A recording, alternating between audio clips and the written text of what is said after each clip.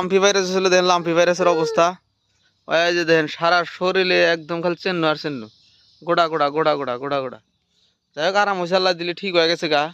এটা খুব খাতারনাক বেমার হয়েছিল, lumpy virus, lumpy skin disease, LSD বেমার, খুব খারাপ বেমার এটা। এই বেমারে থেকে ভালো হয়েছে আল্লাহ দিলে, কপালের জোরে বাঁচছে এটা। বেশিরভাগ গরু মরে না বেমারে, এটা আল্লাহ দিলে যে বাঁচায় রাখছে আল্লাহ। সারা শরীরে মনে হয় যে আগুন ধরছিল এবার দেখা গেছে।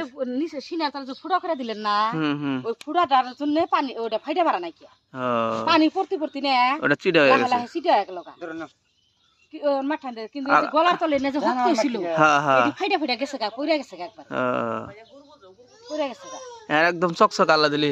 লাহলে বড় হবো তো, চেন্ন না লাহলে লাহলে মিশে যাবো গা, টাইম লাগবো। চ্যাংড়া গরু তো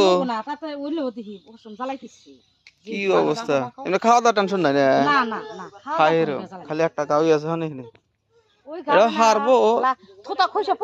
মানে যে মাংসটা মানে বেশি পড়ে গেছে, যে মাংসটা ওই টাইম লাগবো এখন। হ্যাঁ হ্যাঁ, ও তো তো এই মাংস না লাহলে লাহলে ওবো, ওই তেল টাইম লাগবে।